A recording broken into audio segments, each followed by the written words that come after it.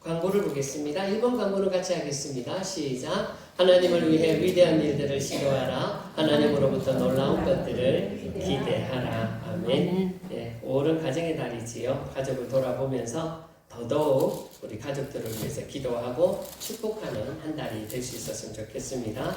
오늘은 그 중에서도 어린이 주일입니다. 우리 아이들 그리고 우리 자녀들 모두 주님의 이름으로 축복합니다. 정말 귀한 우리 자녀들 될 수 있었으면 좋겠고요. 또 아이들이 될 수 있으면 좋겠습니다. 다음 주일은 어버이 주일, 세 번째 주일은 스승과 부부 주일로 지키도록 하겠습니다. 다른 광고는 참조하시고요. 자, 말씀 보겠습니다. 사무엘상 1장 9절부터 28절 돌아가면서 읽겠습니다. 그들이 실로에서 먹고 마신 후에 한나가 일어나니 그때 제사장 엘리는 여호와의 전 문설주 곁 의자에 앉아 있었더라. 서원하여 이르되 만군의 여호와여, 만일 주의 여종의 고통을 돌보시고 나를 기억하사 주의 여종을 잊지 아니하시고 주의 여종에게 아들을 주시면 내가 그의 평생에 그를 여호와께 드리고 삭도를 그의 머리에 대지 아니하겠나이다. 그가 여호와 앞에 오래 기도하는 동안에 엘리가 그의 입을 주목한즉 한나가 속으로 말하매 입술만 움직이고 음성은 들리지 아니하므로 엘리는 그가 취한 줄로 생각한지라. 엘리가 그에게 이르되 내가 언제까지 취하여 있겠느냐 포도주를 끊으라 하니 한나가 대답하여 이르되 내 주여 그렇지 아니하니이다. 나는 마음이 슬픈 여자라. 포도주나 독주를 마신 것이 아니요 여호와 앞에 내 심정을 통한 것뿐이오니 당신의 허락하는 자를 의지하옵소서. 내가 지금까지 말한 것은 나의 몰통함과 격분됨이 많기 때문이다. 엘리가 대답하여 이르되 평안히 가라. 이스라엘의 하나님이 내가 기도하여 구한 것을 허락하시기를 원하노라 하니 이르되 당신의 여종이 당신께 내리기를 원하나이다 하고 가서 먹고 얼굴에 가시는 그릇이 빛이었더라. 그들이 아침에 일찍 일어나 여호와 앞에 경배하고 돌아가 라마의 자기 집에 이르니라. 엘가나가 그의 아내 한나와 동침하매 여호와께서 그를 생각하신지라. 한나가 임신하고 때가 이르매 아들을 낳아 사무엘이라 이름하였으니 이는 내가 여호와께 그를 구하였다 함이라. 그 사람 엘가나와 그의 온 집이 여호와께 매년제와 서원제를 드리러 올라갈 때에 오직 한나는 올라가지 아니하고 그의 남편에게 이르되 아이를 젖대거든 내가 그를 데리고 가서 여호와 앞에 뵙게 하고 거기에 영원히 있게 하리라 하니 그의 남편 엘가나가 그에게 이르되 그대의 소견에 좋은 대로 하여 그를 젖대기까지 기다리라. 오직 여호와께서 그의 말씀대로 이루시기를 원하노라 하니라. 이에 그 여자가 그의 아들을 양육하며 그가 젖대기까지 기다리다가 소설대에 그를 데리고 올라갈새 수소 세마리와 밀가루와 대가와 포도주 한 가족들을 가지고 실로 여호와의 집에 나아가는데 아이가 어리더라. 그들이 수소를 잡고 아이를 데리고 엘리에게 가서 한나가 이르되 내 주여 당신의 사심으로 맹세하나이다. 나는 여기서 내 당신 곁에 서서 여호와께 기도하는 여자라. 이 아이를 위하여 내가 기도하였더니 내가 구하여 기도한 바를 여호와께서 내게 허락하신지라. 그러므로 나도 그를 여호와께 드리되 그의 평생을 여호와께 드리나이다 하고 그가 거기서 여호와께 경배하니라. 아멘. 자, 가슴에 손 얹고요. 하나님 이 시간 저에게 은혜를 베풀어 주소서. 시작. 하나님 이 시간 저에게 은혜를 베풀어 주소서. 아멘. 우리 하나만 더 할게요. 오늘 어린이 주일 자녀들을 위해서요. 다시 한번 가슴에 손을 얹고 하나님 우리 자녀들에게 복을 주옵소서. 시작. 하나님 우리 자녀들에게 복을 주옵소서. 아멘. 우리 앞뒤 좌우로 잘하셨습니다. 귀한 은혜가 있기를 바랍니다. 반갑습니다.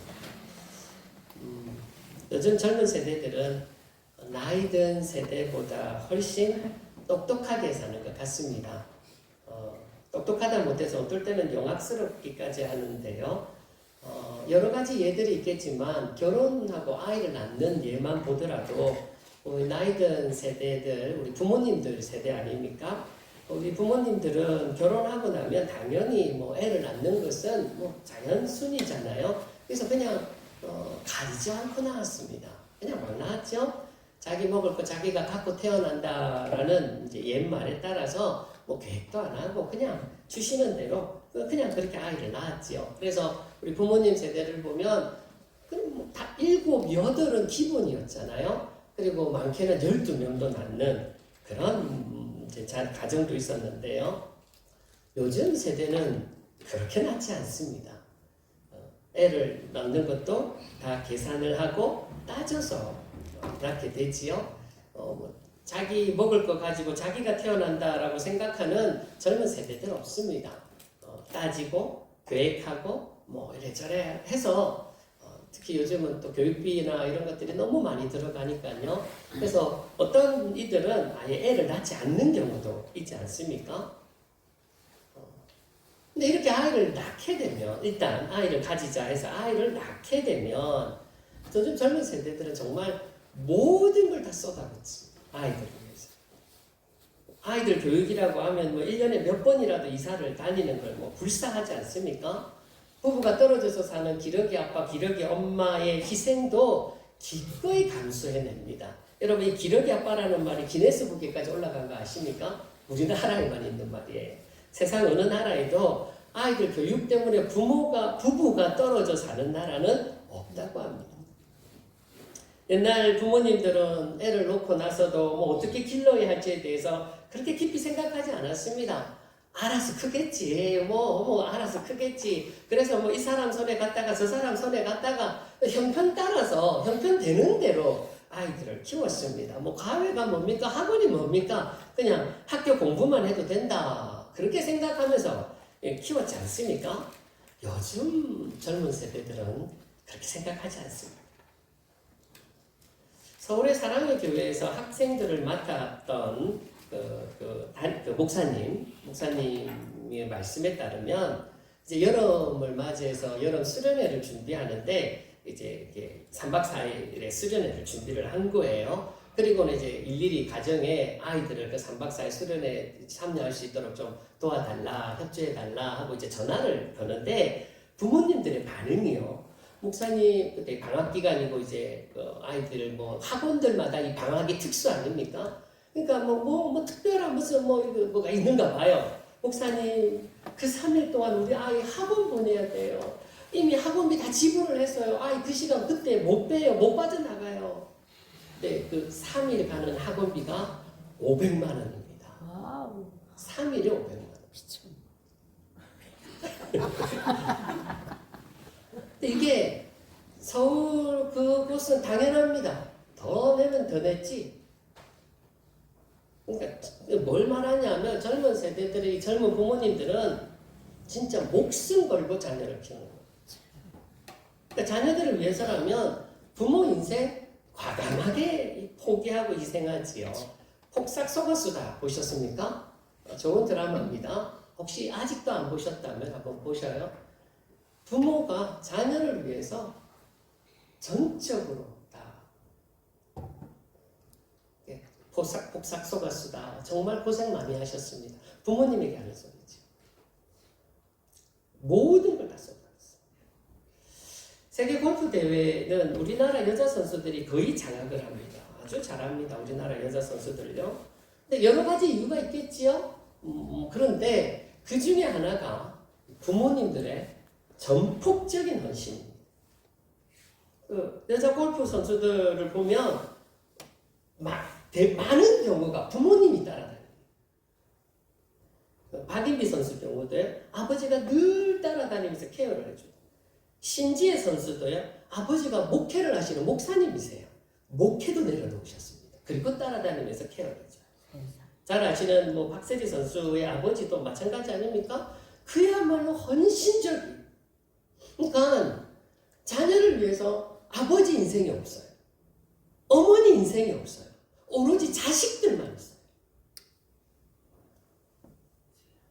네, 우리 조금 냉철해 보십시다. 그렇게 부모님들이 당신의 모든 삶을 다 바쳐서 자녀들을 뒷바라지하고 기르고 심지어 기러기 아빠, 기러기 엄마 이런 희생까지 감수하면서 그렇게 길러냈던 자식들이요. 그런 부모 마음 압니까? 그런 부모 희생 알아줍니까? 부모가 저를 위해서 어떻게 했는지에 대해서 여러분 헤아려 줍니까? 오히려 자녀들은요, 뭐가 그리 서운한지 몰라요. 부모가 자기한테 못해준 것만 이야기를 해요. 부모가 어릴 때 이거 안 해줬잖아요. 저거 안 해줬잖아요. 저렇게 대해줬잖아요. 왠지 그 뭐가 그렇게 섭섭한지 못해준 것만 생각을 해요. 부모는 안 그러잖아요. 물론 대부분의 부모들이요. 부모들은 자식들에게 못해준 것만 생각이 나서 그게 못내 미안한 게 부모 아닙니까? 그렇게 자식들만 바라보며 모든 것들을 다 헌신했던 부모의 마음이요. 그런 자녀들의 모습을 보고 마음을 보고 하면 이내 마음에 상처가 되고 또 실망감도 생기고 허탈감에도 빠지고 자녀들은 부모 마음대로 부모 뜻대로 되지 않지요. 근데 그걸 뒤늦게 깨달아요. 뒤늦게 깨닫는 게 참 안타까워요. 오로지 성공만을 추구하며 그래서 모든 걸 쏟아붓지만 마치 밑 빠진 독에 물 붓는 것처럼요. 이 세상이 제시하는 방법으로는 결국 남는 건 실망과 후회밖에 없고 허탈감밖에 없어요. 어떻게 하면 우리 자녀들을 바르고 복되게 세울 수 있을까요? 자, 오늘 우리가 읽었던 본문을 보면 한나 이야기 나옵니다. 아이가 없었어요. 근데 오랫동안 기도한 끝에 마침내 하나님께서 한나에게 사무엘이라는 아이를 허락해 주십니다. 여기서 잠시 짚고 넘어갈 거, 여러분 아이를 가진다는 거요. 우리 젊은 부부도 있고요. 젊은 세대들 먼저 정말 중요한 거 기도라는 거예요. 기도라는 거. 아이를 위해서 기도로 준비하는 겁니다. 그냥 생각 없이 뭐 이렇게 살다 보니까 아이가 생겼어요. 뭐 정욕의 결과로 아이가 낳아졌어요. 그러지 말고 정말 하나님 앞에 기도함으로 그래서 응답받아 낳는 아이. 그러니까 미리부터 기도하면서 준비를 해야지. 우리 젊은 세대도 있고요. 앞으로 결혼할 친구들도 있고요. 미리부터 자녀를 위해서 기도로 아이를 준비하는 겁니다. 자, 그렇게 한나는 아이를 위해서 기도를 했습니다. 그리고 마침내 얻게 된 아이 얼마나 귀합니까? 얼마나 소중한 아이예요. 그러니까 귀한 만큼 정말 제대로 바르게 기르고 싶은데 어떻게 기르면 이 아이가 정말 바르게 복되게 자라갈 수 있을까? 그 인생을 살아갈 수 있을까? 오랫동안 기도한 끝에 내린 결정이 28절에 나오지요. 그러므로 나도 그를 여호와께 드리되 그의 평생을 여호와께 드립니다. 아멘. 하나님께 드립니다. 아멘. 내 생각, 내 방식, 내 뜻이 아니라 하나님의 뜻, 하나님의 방식대로 하나님께 드리겠습니다. 아멘. 우리 자녀들요, 하나님께 맡겨야 합니다. 아멘. 이게 참 쉽지 않아요. 말은 매번 하는데 하나님께 맡겨야 합니다. 하는데 진짜 안 돼요. 그래, 하나님께 맡겨야지. 주일 예배 드리고 나서는 하나님 앞에 드렸다가 이제 예배 끝나고 축도하고 나가면 다시 아이를 품에 안는 거지. 그리고 돌아가요. 이게 안 돼요, 부모들이. 하나님께 맡겨. 여러분 자녀는 누구 겁니까? 여러분 자녀에 대한 소유권이 누구에게 있습니까? 하나님에게 있는 건 당연하지 않습니까? 믿는 사람이랑 안 믿는 사람들이야 내 자식이라고 그러겠지만 내가 낳았으니까요. 내가 기르고 내가 키웠으니까 내 소유, 내 자식이다. 근데 여러분 그러면 안 되지요. 그러면 아이 망치는 거 아닙니까? 하나님의 자녀. 내 자녀라고 생각하고 내 방식대로 내 뜻대로 아이를 기르는 거하고 하나님의 자녀라고 해서 하나님의 방식대로 하나님 자녀답게 기르는 거하고는 여러분 천지 차이입니다. 아멘. 어떻게 자녀를 기르셨습니까? 그리고 어떻게 자녀를 기르고 계십니까? 여러분에게 있는 자녀 여러분 겁니까? 하나님 겁니까? 하나님의 자녀. 그런데도 보면 자녀 나이가 30이 되고 40이 되었는데도 여전히 그 자녀를 부모가 끌어안고 있는 이들이 있어요. 자녀끼리 망치는 부모입니다. 그런 부모들, 그런 가정들 많잖아요. 자녀에 대해서 좀 냉정해지셨으면 좋겠습니다. 내 자녀라고 생각하니까요, 참 자꾸 내 욕심이 들어가게 돼요. 그러니까 좀 내 자녀라고 생각이 되니까 뭔가 좀 유별나게 뭘 해주고 싶은 것 같아요. 음악에 소질도 없는데 그냥 피아노 앞에서 도레미파솔라시도 치니까 와 음악 신동이다. 학원을 보내자. 예고 보내자. 아니잖아요. 아이 수준을 알아야 합니다. 기대치가 너무 높아요. 부모들은. 이 아이는 고등학교만 졸업하면 자기 살 길, 자기 갈 길 알아서 찾아서 가야 될 아이예요. 근데 내 자식이니까 그게 용납이 안 되는 거예요. 어떻게든지 대학을 보내야 된다. 그것도 인서울 대학. 그러면서 아이 공부 자질도 없는데 공부도 하고 싶은 마음도 없는데 그게 아닌데 억지로 학원 보내놓고 우리 아이 하빈이도 지금 이제 공부를 하는데 친구들이요 다 학원을 다닌다고 하네요. 근데 수업이 9시 뭐 이렇게 학교에서 수업이 마치고 나면 그때 학원 가가지고 12시에 돌아와요. 12시부터 학교에서 내준 과제가 있으니까 새벽 2시까지 과제한다.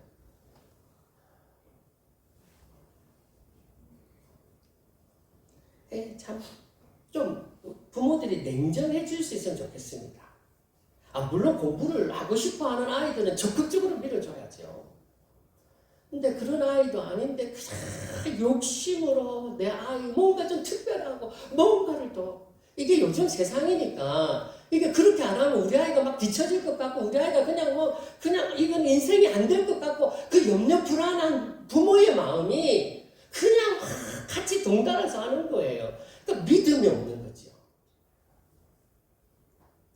하나님 눈으로 바라보고 하나님께서 이 아이를 통해서 어떤 일을 하시고 싶을까? 이 아이의 인생을 통해서 하나님이 하실 일이 뭘까? 이걸 기도하면서 구하면서 하나님의 뜻대로 이 아이가 자라갈 수 있도록 부모는요 도와주는 역할이에요. 부모는 옆에서 도와주는 역할. 오늘 본문의 한나는 사무엘을 하나님께 맡겼지요. 보세요. 하나님이 맡아서 기른 이 자녀 사무엘 이스라엘의 위대한 선지자가 되죠. 하나님이 맡아서 기르는 자녀는요 결코 망하지 않습니다. 하나님이 맡아서 기르는 자녀는 하나님이 그 아이를 통해 영광을 받으셔요. 우리 자녀들은 어떻게 해야 된다고요?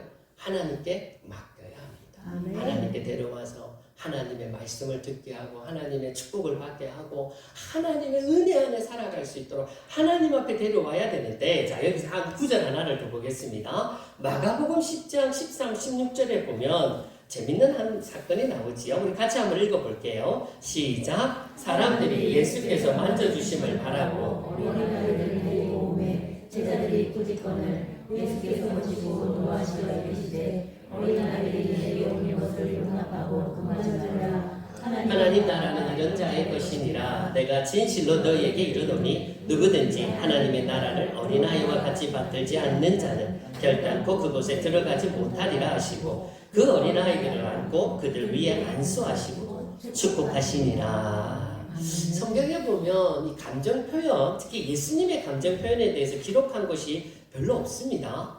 여러분 성경에 예수님 웃으셨다라는 기록 표현이 있는 기록 부분 보셨습니까? 우셨다는 표현은 3번 나와요. 우셨다. 뿐만 아니라 화나셨다. 사시면서 예수님 공생의 기간 길지는 않았지만 그렇게 사시면서 화날 일도 물론 있었지 않았겠습니까? 물론 그리고 우리는 추측을 합니다. 종교 지도자들을 대하셨던 예수님의 모습은 분명 화가 나신 거예요. 그냥 말씀이 안 나오시고 화나신 모습이긴 한데 그렇게 화났다라는 걸 성경에 기록해 놓은 것은 여기밖에 없습니다. 사복음서 중에 여기밖에 없어요. 얼마나 화가 나셨으면 성경에다 다 기록까지 하셨을까? 그런데 여러분 오늘 본문 읽어보셔서 알지만 예수님이 그렇게 화를 내신 일이 우리가 볼 때는 그렇게 대단한 일도 아닌 것 같습니다. 뭡니까? 제자들이 예수님께 나오는 아이들을 꾸짖는 걸 보고 예수님이 노하셨다고.